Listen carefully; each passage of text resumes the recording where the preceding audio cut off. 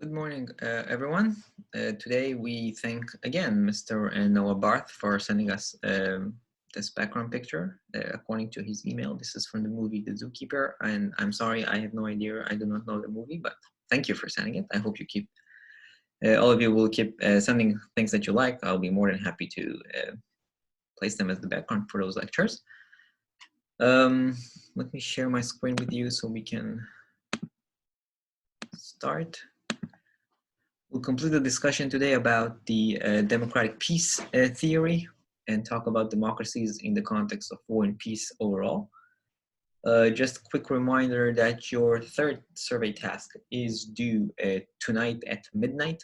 So make sure you submit it by midnight tonight. And if you have any questions, of course, you're welcome to email me or come talk to me in office hours as usual. All right, so before we go into the topic of today, let's quickly review Tuesday's meeting. So I introduced democratic peace theory, the idea behind the empirical evidence that democracies do not fight each other, even though, again, the data suggests, the data shows that democracies are just as likely to go into wars with other countries as non-democracies. So the idea behind the democratic peace theory is to find or to identify that theoretical framework that explains why is that the case. How can we explain that empirical finding? So we talked about the liberal normative views focusing mostly around the shared norms between citizens and governments of democratic countries. The fact that when they go into a dispute, countries tend to reciprocate based on the norms or the liberal views of the others. So when democracy goes to in dispute with another democracy, because they have the same types of norms, they will respond in a peaceful manner compared to non-democracies. Then we talked about the structural and institutional views, mostly focusing about selectorate theory. I gave you a much broader introduction and explanation about the idea behind the selectorate theory, the winning coalition, and why democratic leaders see wars as a much more critical policy failure if they go into war. And that also leads to creating them incentives why they're more likely to invest a lot more in winning a war. And when we think about it in the context of a strategic setting, when two democracies face one another, then the bottom line was that the rational solution for them in order to reduce the extent of cost and the resources they're going to lose in a war with other democracy is just to settle the conflict without going into violence. And that's the argument based on the institutional explanation for the democratic peace. Then I talked with a couple of historical example about the criticism on the war, mostly the work by Lane that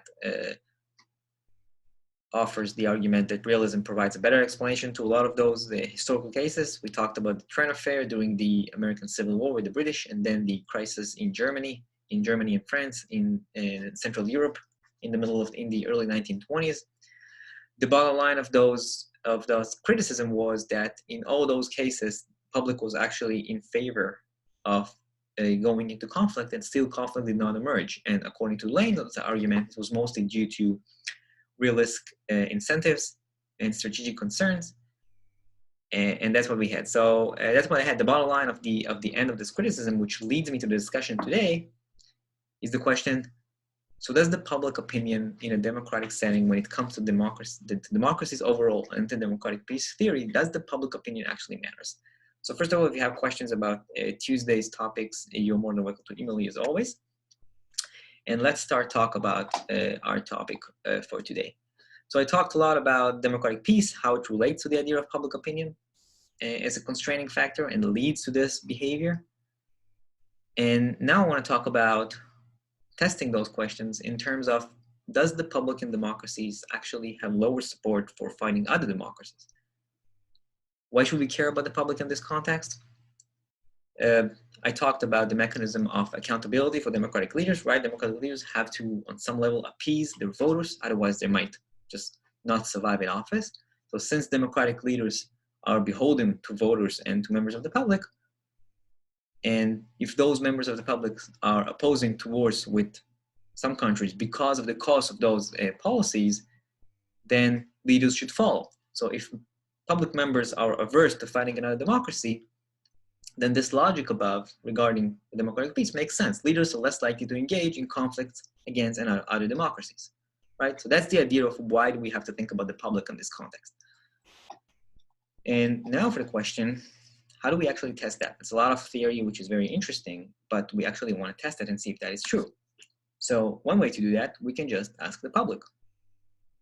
And the way we do that is that we employ the mechanism, the method, of an experiment. And today I'm going to talk a little bit more about this specific method, give you some little bit, again, broader introduction into why we use experiments and what are the main benefits that experiments offer us, and actually showing you how we implement that.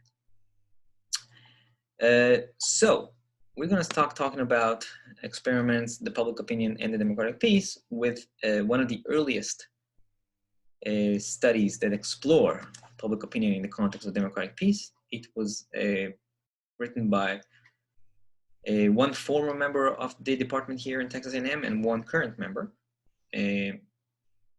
So in this study, they focus on the incentive structure of leaders in conflict and how that may affect their behavior.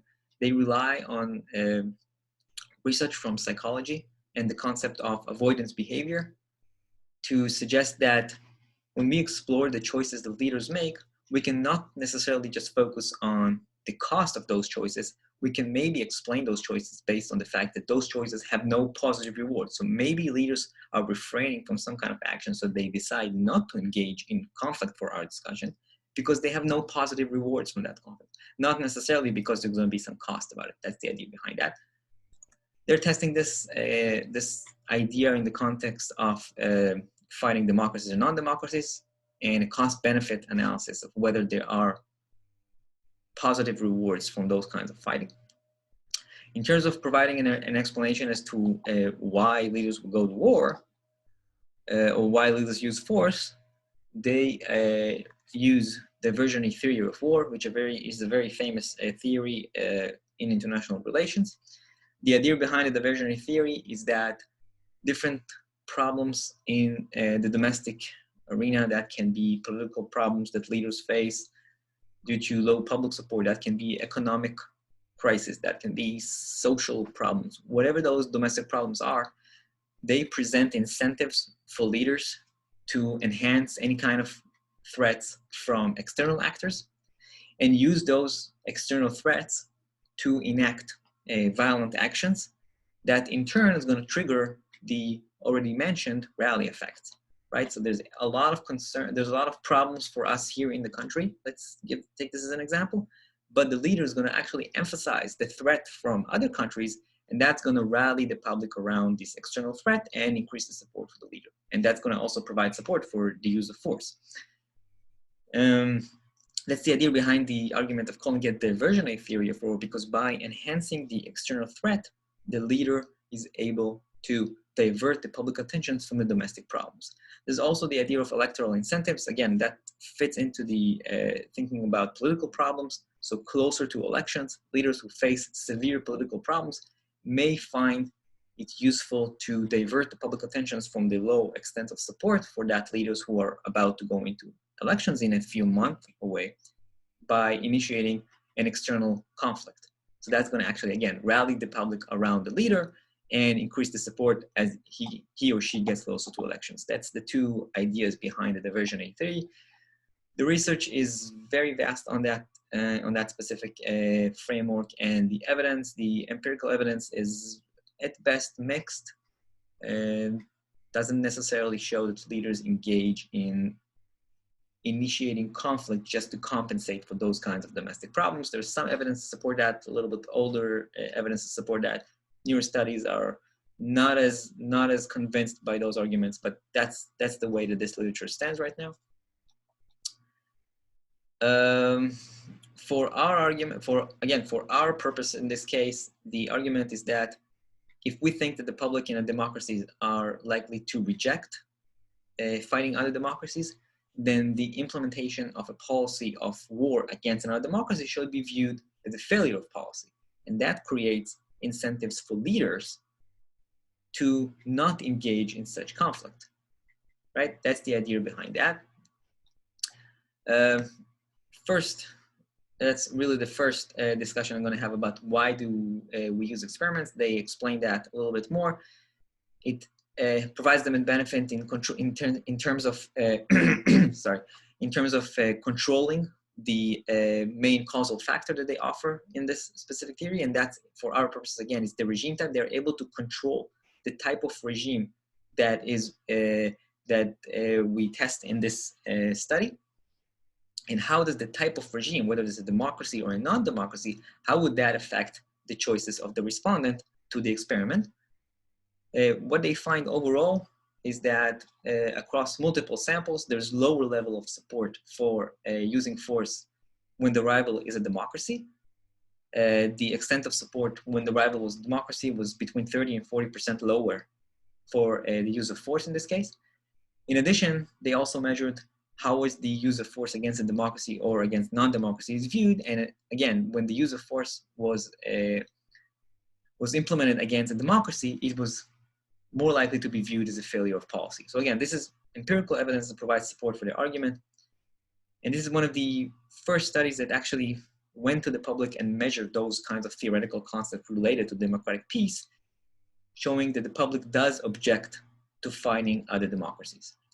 Before I go into a more recent work that addressed this specific question, I want to divert a little bit and talk about the measurement of those kinds of aspects. And that's by focusing on the scientific tool of an experiment. So first of all, what is an experiment? An experiment tries to replicate kind of a decision task. We're focusing on individual. We're trying to understand their choices. So we're taking the decision that we want to explore. So again, for our purposes was how much do you support fighting other democracy or fighting non-democracy? And we're trying as much as we can to focus on this specific element. And that's the benefit that an experiment provides us, because it allows us to conduct a direct test of the causal factor. In this case, this is the regime type.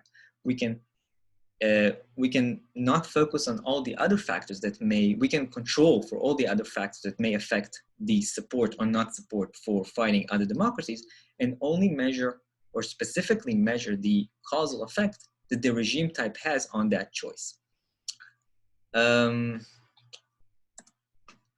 The main problems of democracies in this case, the main problems of experiments in this case is, I talked about a little bit when I talked about the psychological theories of IR, and I talked about individual level explanation. That was the idea about how do we generalize results. So if I conduct an experiment and my sample consists of 1,000 American adults, can I generalize the findings from my experiment to the entire American population?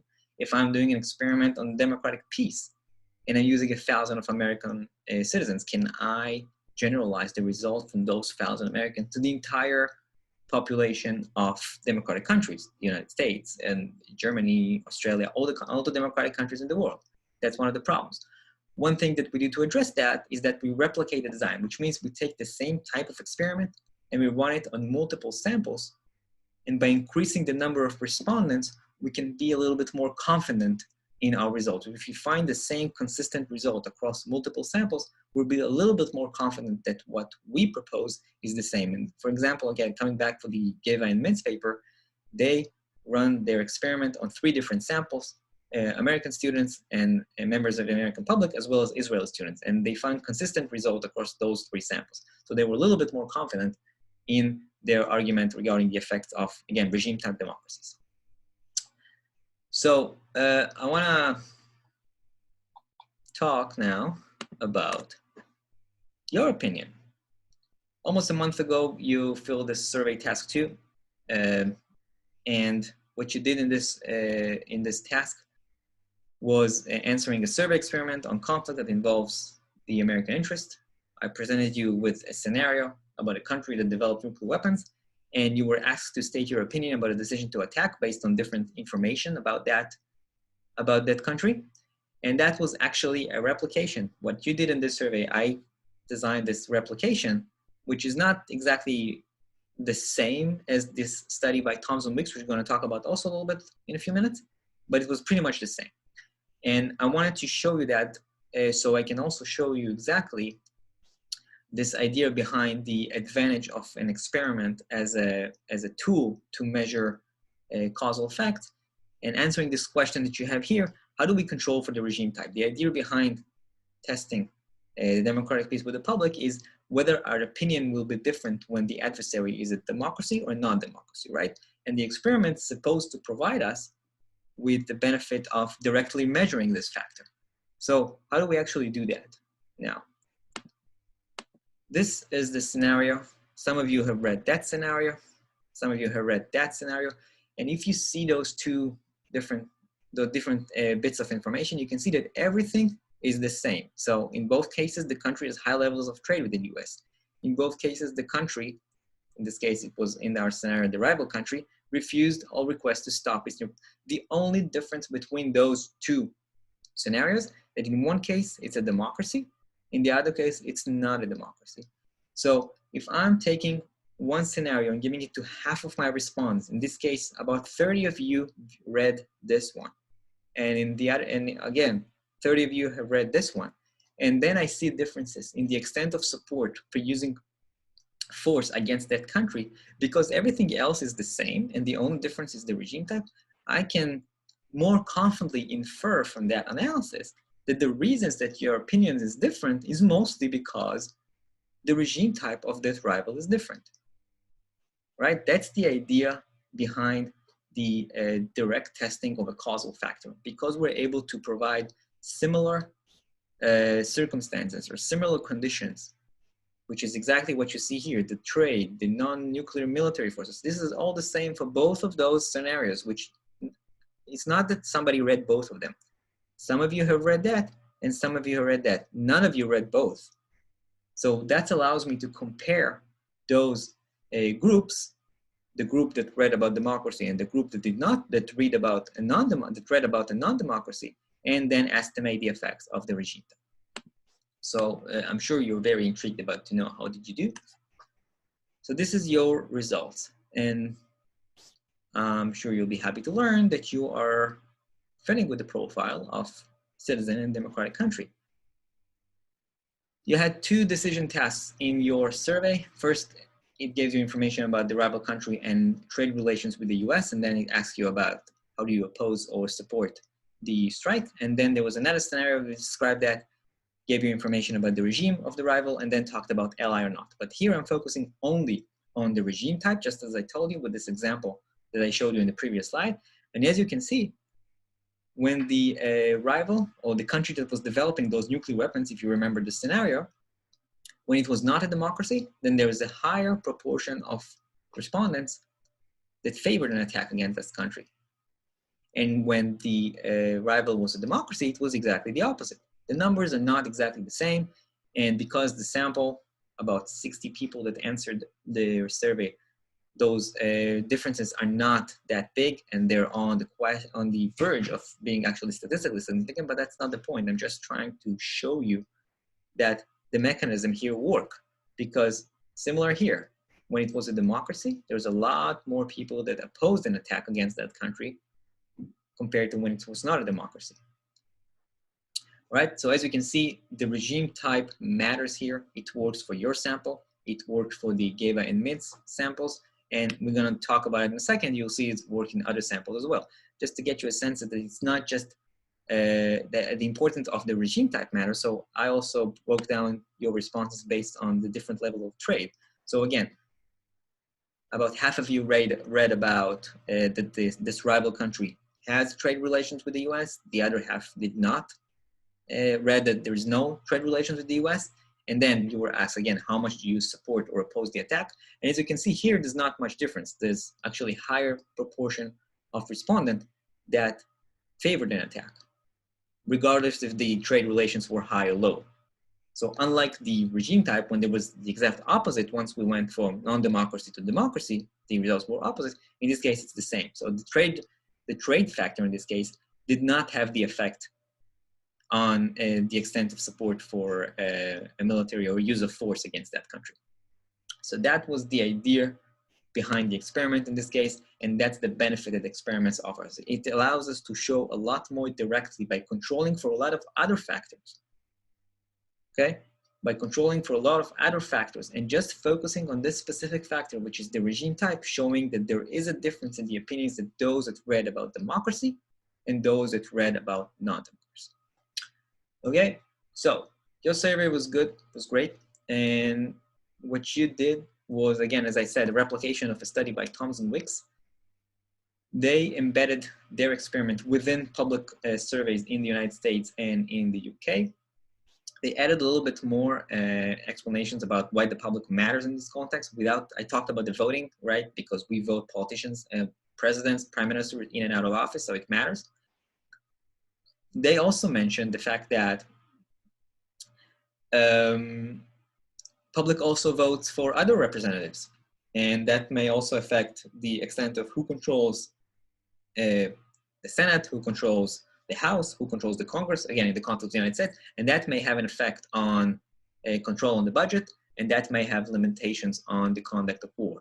So voting matters, the public matters in terms of voting, not just for the top executive, in this case, president, prime minister, whoever that may be. It might also matter for lower levels of voting in this case. That's part of the argument. This is the mechanisms that they test. You had all those in your survey as well. So there's different types of regimes. Some of you read about democracies, some of you read about non-democracies. I talked about the trade relations. Some of you have read that this rival was in alliance with the United States. Some of you read that it was not. So again, those are the different factors they account for. Their main measure, again, is the level of support, just like you had. They measure the level of support for using forced military action to prevent development of those nuclear weapons. They account for different mechanisms that drive this support for attacking democracies or not. One of them is morality. So the idea behind the morality mechanism is that, especially when we think about attacking other democracies, is if a democratic country, if I'm looking at this rival in this this scenario that the experiment talked about, like you read in your own survey, if this rival is a democracy and this democracy is developing nuclear weapons, implicitly that also means that the public in that rival accepts that. The public in that rival, which is a democracy according to at least part of the experiment, freely supports the development of nuclear weapons. So where do I stand from a moral standpoint? Why would I have the right to attack that country? That's the moral mechanism in this case. The other one is spread perception. How concerned am I from the development of nuclear weapons by that rival? So their findings, as I said, similar to your findings, lower support for attacking democracies. Let's look at those numbers exactly. As you can see, this is the British sample and this is the American sample. This is another test of the American sample, which they took the test. If you read the paper, then you see that they took two different tests of the American public. But overall, the support for striking the opponent when it's not a democracy is higher, anywhere between 11 to 13% from when this rival is a democracy. So those gaps in the level of support are bigger than the gap that was for your sample. It's smaller than the gaps from the Geva and Myth sample, but overall, again, for all those, and those, I just talked here about 3 different replications, and there's actually more, because just for this paper, there are 3 replications here. Geva and Myth has their own 3 replications, and we had our own replication. So those 7 different samples, all of them showing the same type of effect.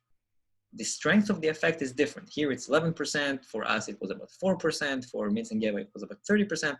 But the direction of the effect in all those samples is the same.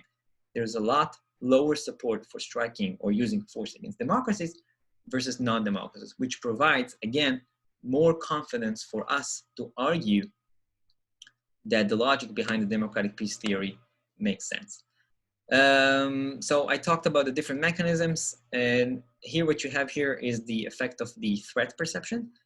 These questions you also actually answered in your survey. I just didn't talk about them for now. If you want, you can come and we can talk about it in office hours if you're interested in your results. But overall, what you had to answer, if you remember, after you stated your extent of support for attacking that country, whether it was democracy or not, there was an additional question which asked you, what's the likelihood, or more than 50% likelihood, that each one of those scenarios will take place if the United States did not attack?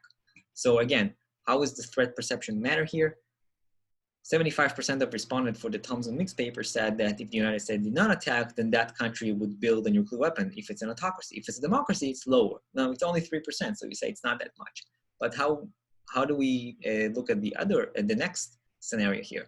This country will build nuclear weapons as well as threaten to use the nukes against another country. So that moved from 52% if that's an autocracy to a lot lower if it's a democracy. So again, democracy sees as less threatening. So if the democracy is the adversary that develops those nuclear weapons, then members of the Thomson-Wicks paper say they're a lot less likely to threaten and use these nuclear weapons against another country. So that's lower threat perception as a mechanism that drives those opinions when it comes to the use of force against other democracies. Finally, they also address the questions of, does it matter to policy actually? That's very nice that your sample, the Mintzingeva sample, and this sample, all of them show public opinion, but does it actually translate to any kind of policy outcomes? So the theoretical mechanism worked through voting, but we also have to look at how does that actually takes place. So what Thomson-Wicks did is that they measured the degree of political engagement for their responders, and they found that those who were more politically engaged, which can be in voting, can be in doing all kinds of political actions, participating in elections, participating in rallies, and all that kind of things, those who are more politically engaged had actually stronger effect in terms of how much they reject the use of force against other democracies. This is more than 10% in most cases. So it matters for policy. If those who are more engaged from a political standpoint, those who are more likely to go and vote, they care a lot more about not using force against other democracies. That means, again, that democratic peace logic makes sense, and political leaders should follow that. There's additional evidence for this theory when it comes to the public. So I talked about those two papers. We talked about your own replications. There's other studies from the United States and the UK that showed support for those same, shows the same type of evidence. There's even a recent study that replicated this design in China and shows similar tendencies, so lower support for attacking democracies. Now, overall, what all those studies offer us is evidence for the causal mechanism of democratic peace theory. The public is reluctant to using force against other democracies, which makes the claims of democratic peace, of why democracies are not going to fight each other, that makes those claims a lot more credible. Nevertheless, the study I just mentioned regarding China does raise some concerns, because maybe the public is not just less enthused about using force against just other democracies, it's less enthused about using force overall. Which again, it's a recent study, so there's a lot that needs to be done in order to unpack those kinds of findings. But overall, so far, the evidence is in support of the logic of democratic peace when it comes to measuring public opinion. That's democratic peace, and that's the evidence we have here. What you saw in the discussion that I've had so far today is how we can use those tools of experiments of measuring these individual level opinions to support some of those very much larger scale international relation theories, which is kind of cool. For the second half of today's discussion, I want to shift a little bit to talk about other aspects of democracies in war and peace, and a lot of those aspects are based on the arguments from the democratic peace theory. So, the empirical evidence, the data that we have currently suggests that democracies are more likely to win the wars that they fight. And we talked about the mechanisms, the democratic leaders. I talked about it when I talked about selectorate theory, and when I talked about it on Thursday last week, and that democratic leaders, because they have the incentives to survive in office, they are more likely to invest more effort in winning the war, right? So democracies that go into wars are more likely to win them. Now, overall, we can think about, that's the general argument. Democracies will invest more and make more effort. But if we want to talk more specifically about theoretical mechanism, in this case, there's two theoretical causes we can think about. One of them is what's called the war fighting explanations, arguing that democracies are more effective at winning wars. It means they engage in more effective tools to fight the wars, and they can also rally the public to support the conflict. The other one is what's called the selection effects mechanism. Democracies will win more wars because they are more selective in what wars they are going into. I'm, as a democratic leader, will decide which wars I will fight. So I will choose some wars, and I'm more likely to win them. Let's try and break down those two mechanisms a little bit more in detail, so we can really understand what goes on, what's going on. But this is based on a very famous paper by Reiter and Stam, and they broke down those two mechanisms and then did empirical testing to see what works. So beginning with the war fighting explanation, democracies are more effective at fighting, which translates to winning more wars. And this is based on those three factors. First, in terms of resources, so this is a more of economic-based explanations. Democracies will extract fewer rents from society, so they will collect less money from the public. And that in turn creates incentives for the public to invest that extra money. And that overall enlarges the extent of income that the country has as a whole. That's part of what's called economic growth. And that provides for the government incentives for investment in the military. However, this argument about resources comes with a very big qualifier, because it's a strong assumption to say that there's a lot of extra money in democracies, so that extra money will translate or being invested in the military. If we think about democracies mostly in the liberal context of democracies, it makes sense that this extra money will be invested actually in the welfare of the citizens. But again, that's part of the argument. In this case, the resources the democratic governments have are much larger, so they can invest also in their militaries, and that provides them the edge in terms of fighting in wars. The second argument is related to strong coalitions. Democracies form strong coalitions against their aggressors. Again, this is another argument which is a little bit limited in terms of the empirical evidence, because there's not a lot of empirical evidence showing that democracies actually go into larger coalitions. The third argument is the most powerful in this case, talking about the public, the ability to recruit the public to support the war. In addition, it also states that the battlefield actions of democratic armies are more efficient, because citizens of democracies have stronger tendencies of better leadership, more tendency to initiate action, and that's based on or grounded in the focus that democratic countries have on human rights, on individual rights, and individualism as a whole. So as people that live here in the United States, individualism is highly endorsed as a democratic society. And that means that a lot of you, a lot of us are more initiative in our action, and that translates on the battlefield for better war fighting. That's the argument in this case. The second explanation is, as I said, it's the selection effect. And before I go into the details of that, we'll start with some of examples. The idea behind selection effects is that countries that can select which kind of wars they're going into are able to win more of those wars or not. And that's mostly prevalent for democracies. So what you have here as the example of a democracy in this case is Israel in 1967. In June 5th, 1967, Israel went into the war, what's called later was the Six-Day War, against the armies of Egypt and Syria mostly, also the armies of Jordan at some time. On the right-hand side, this picture here is one of the most famous pictures of the Egyptian Air Force after it was destroyed. The war began with an initiative by the Israeli Air Force, a covert action by the Israeli Air Force that destroyed the aerial powers of Egypt and Syria, which by design provided Israel with a great advantage in the war itself, and helped to eventually secure the military victory. The picture on the left is also a very famous picture after the infantry forces, in this case the paratrooper brigade, was able to take control over the part of Jerusalem that was under the control of the Jordanians.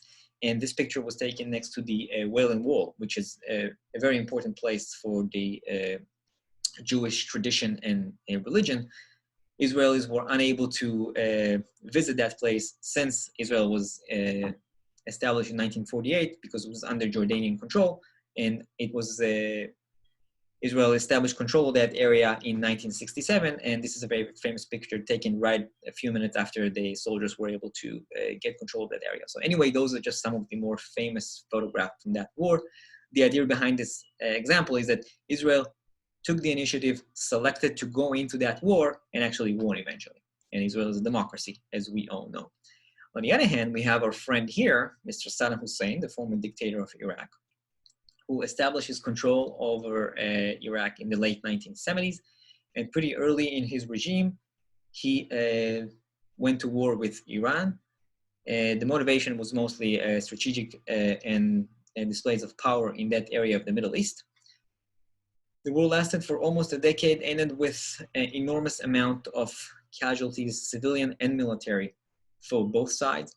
And it's hard to actually distinguish whether one side or the other actually won the war, but it did not have any effect on the survival in office of Mr. Saddam Hussein. Not only that, a couple of years after ending the conflict with Iran, he, in 1990, invaded Kuwait in order to take control of those energy resources, and that led, at the end, in early 1991, to the Gulf War and the American and the Western coalition invasion and freeing Kuwait. Now, again, in that specific Gulf War, we can more confidently say that the Iraqi leader has lost, especially from a military standpoint. But again, it did not have any effect on his political survival. So as we can see in those two examples of Israel and Iraq, both of those types of countries can go and select into wars, but the outcome may not be the same, and that is a function based on the regime of the countries, and that's the explanation here. Because leaders of democratic countries, need to ensure their survival in office, and they depend on some level also on public opinion, they have to be more selective and not engage in risky type of conflict, like going into wars and decide that I'm going to go to war pretty easily. You have to be a lot more selective in the types of wars that you're going to engage in, which means that leaders of democratic country are likely to only enter wars that they have relatively certainty regarding they're going to win. And again, the example of Israel in 1967 that I just talked about is a clear example for that. Israel was, based on all the preparation and everything that was involved beforehand, was relatively sure it was able to win the war. So it was more easier for the Israeli leaders in this case to decide to select into the war. And that comparing that to leaders of autocrats, they do not face the constraints of public criticism in case of failed policy of losing a war. So they are less worried about what types of war they're going into. That's the main argument in this case. The other one is related to information transparency. In democracies, there's free media. So it's easier for the media to expose flawed plans. So if a country wants to go to war and the plan is really flawed, it's more likely it's going to be exposed in a democratic country than in a non-democratic country. Which again, all that, and another reason for that is the fact that military professionals are more accurate in providing advice and information to the political leadership. All those lead to the fact that political leaders will be more selective in what kind of wars they want to go into. So those are the two general mechanisms that Ryder and Stam have talked about. They rely on a cost-benefit analysis in their study. They argue that those who initiate wars, and in this case, the wider argument that those who initiate wars are more likely to win. It's even more so for democratic countries who initiate wars. They are even more likely to win. And they also talk about the fact that democratic countries, which are the targets, so they're not, the democratic countries that did not initiate the wars are still more likely to win because of the war fighting argument. They're able to recruit or to mobilize more resources and the public to sustain the war effort. So they use data on wars, on interstate wars from the 19th and the 20th century. They control for a variety of factors, including military capabilities, strategies, the extent of training, the distance between the countries, whether they're alliances or not. And overall, what did they find is that democracies are more likely to win wars that they initiate. They find that overall, all initiators, and you can see here, there's a breakdown here of, this is the initiators, whether it is democracy, autocracy, or anocracy, which is somewhere in between.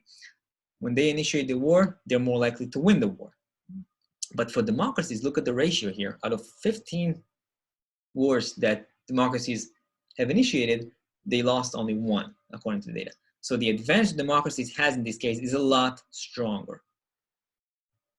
The main problem that this result, which is really the first cut of the results, has is that it just shows us that democracies are more likely to win the wars they initiate, and that overall countries that initiate wars are more likely to win. But it does not account for factors such as the military strength, or other types of factors. So after this initial finding, they run a lot more specific regression analysis, and they control again for all those different factors, and still show that democracies are more likely to win the war, provide support both for the war fighting explanation as well as the selection argument. So both arguments in this case are supported. I want to extend the discussion a little bit about democracies and war. So we talked about this democratic advantage that democracies has. They're more likely to win the wars that they go into.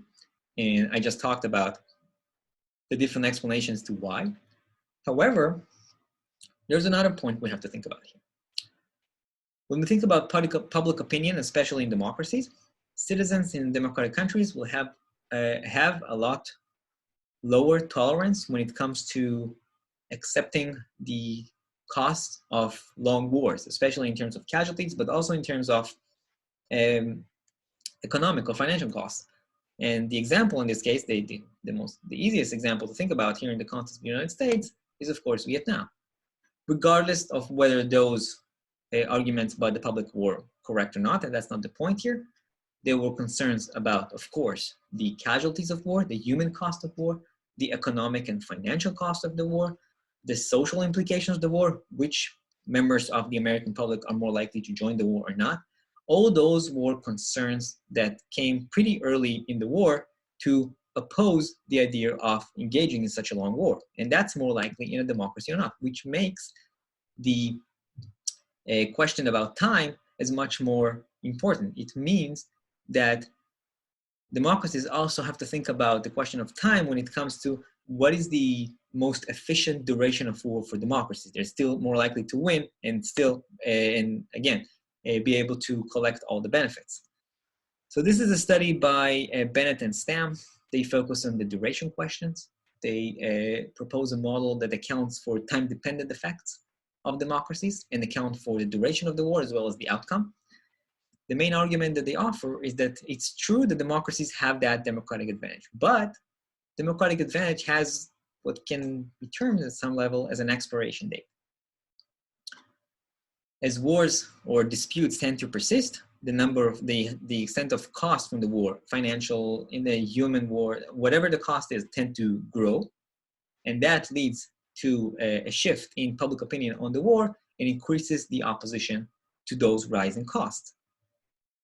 Which means that as wars persist over time, democracies are going to lose their edge. And this actually is going to move to the leaders, to dictators, or to autocratic leaders, because those leaders are not as dependent on the public opinion as democratic leaders are. The decision to end the conflict depends on how much the cost will outweigh the benefits. So how much our leaders are willing to accept the cost of war, trying to reap those benefits of winning the war. And this is very important when it comes to democracies versus non-democracies, because the costs are that important to members of democratic countries, then this kind of question is a lot more critical in this case. Okay, so as I said, they account for time, and this is part of their finding. Overall, what they find is a democratic advantage exists, but it diminishes once we account for time. Democracies are more likely to win shorter conflicts, and that's what they have here. We see on the x-axis the length of time of the conflict, and on the y-axis is the probability of winning. Now, the line with the x's on it represents democratic countries, and the line with the triangles of non-democratic countries. This is a different probability.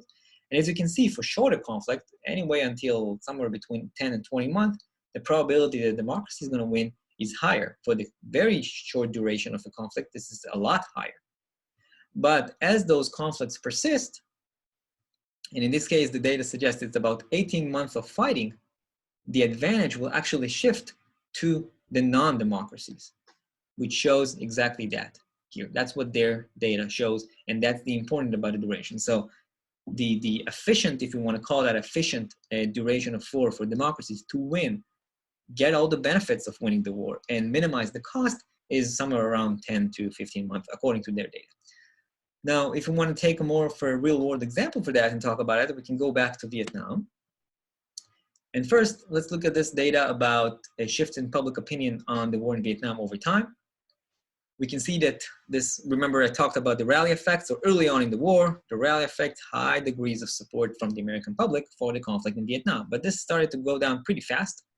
And I've already mentioned that in previous lectures, that the rally effect, the public support for initiating conflicts, tend to be short in terms of duration.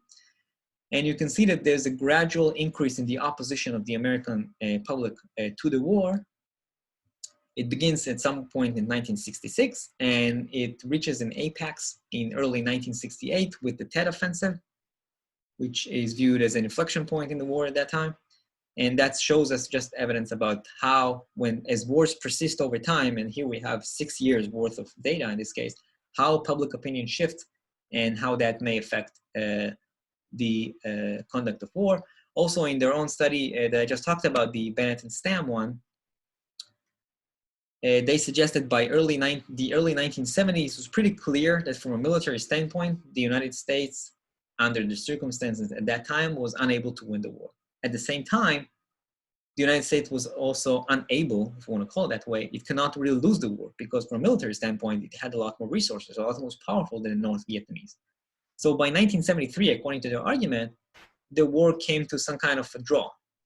Both sides, the Americans as well as the Vietnamese, suffering severe costs, but the ones who view those costs as more damaging from a political standpoint was the democracy. The United States viewed that as more damaging, and that led eventually to the end of the American intervention in Vietnam during that decade. So that's another aspect when it comes to democracy and its war. So democratic advantage is a real thing, but it is limited in its how long that's gonna hold. The last thing I want to talk about is a little bit about the idea of democracies are more likely to win the wars, right? But how do they do that? Because while costs are a very important aspect of the public, the supporters of the government in a democratic country, one of the ways that democratic countries can do in order to win the war is to find the most efficient or the best way to minimize those costs. And that's what I want to talk about now. Beginning with the critical role that costs play. So democratic leaders really want to win wars that they decide to engage in because it provides them a lot of benefits, but they also should consider the cost that they're being paid trying to get to this victory. And winning a war does not always works in the sense from a political standpoint. The example that I have here is not exactly for democracies, but just to give you a sense of what does it mean to win the war, but we're not really sure what it's actually winning. The Soviet Union, Russia, was ended on the winner's side in World War II. But at the same time, the Soviets suffered over 8 million military fatalities in the war. And if you think that's a lot, they suffered anywhere between 16 to 24 million civilian deaths in World War II. So the question in this case, yes, the Soviets were a member of the winning side of the war, but was it worth it to lose all those people just to win the war? And I'm not going to go into the dynamics of World War II, but just to give you an example of what it means that the costs are that important. And sometimes you can win the war, but have substantial amount of costs that are, in some cases, are just unacceptable. So the study that I'm talking about is the Valentino, Hoth, and Krokel paper from a couple of years ago. And what they do in this paper is they're trying to identify different mechanisms that democratic countries are more likely to implement, and that helps them to reduce the cost of war, and eventually, essentially, it also helps them to win the wars. So,